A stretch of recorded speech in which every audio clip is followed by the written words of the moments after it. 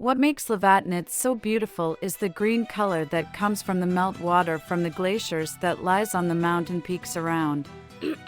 Lovatnet, also called Lovatnet, is a lake in the municipality of Stryn in Vestland County, Norway. It is located about 2 kilometers southeast of the village of Loen and about 6 kilometers east of the village of Olden. The lake lies just 2 kilometers southwest of the mountain Skala. The water from the lake flows down from the mountains, especially from the Jostedalsbreen and Tindifjellbreen glaciers. It then flows out through the Loelva River into the Fjordane.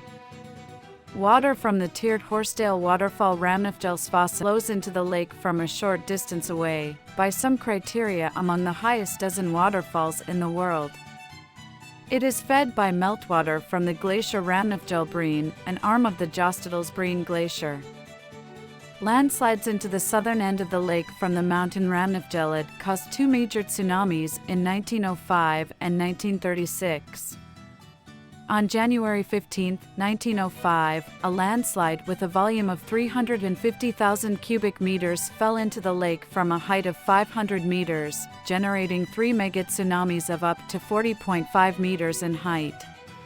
The waves destroyed the villages of Bodil and Nestel near the southern end of the lake, killing 61 people, half their combined population, and 261 farm animals and destroying 60 houses, all the local boathouses, and 70 to 80 boats, one of which, the tourist boat Loen, was thrown 300 meters inland by the last wave and wrecked.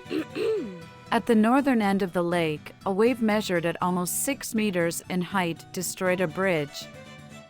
Geologists studied the 1905 event and concluded that little risk existed for future disasters like it, so the towns along the lake were rebuilt. However, on September 13, 1936, the second landslide occurred, with a volume of 1 million cubic meters and falling from a height of 800 meters, generating 3 megatsunamis, the largest of which reached a height of 74 meters. The waves destroyed all farms at Bodil and most farms at Nestel, completely washing away 16 farms, as well as 100 houses, bridges, a power station, a workshop, a sawmill, several grain mills, a restaurant, a schoolhouse, and all boats on the lake. The waves carried the wreck of the Loen a further 150 meters inland. A 12.6-meter wave struck the northern end of the lake and caused damaging flooding in the Loelva River, the lake's northern outlet. The waves killed 74 people and severely injured 11. The 1936 disaster resulted in the depopulation of the area. Surprisingly, there are few farmers living on the shores of Lovatnet today.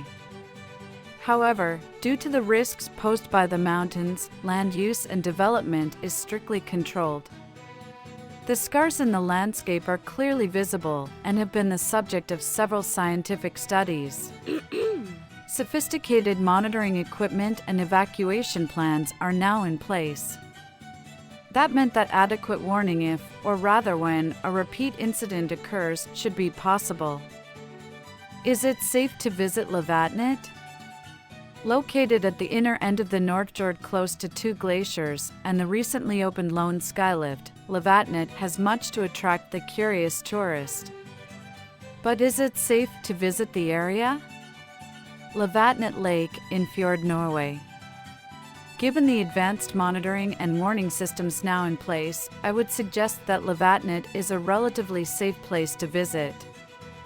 There are many other parts of Norway with a similar risk profile, especially in the fjord region. The risk can broadly be compared to visiting an earthquake-prone city such as San Francisco. We know a major earthquake is going to occur at some point, but that doesn't stop tourists flocking to the city year-round.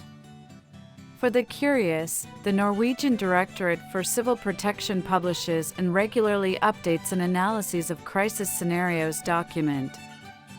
This is a comprehensive threat and risk assessment document that looks at scenario planning for very specific scenarios likely to happen in Norway. This includes the risk of a rockslide triggering a tsunami wave. According to the research, the likelihood of such an incident in one of the 26 areas identified in the report over the coming 100 years is estimated at 40%.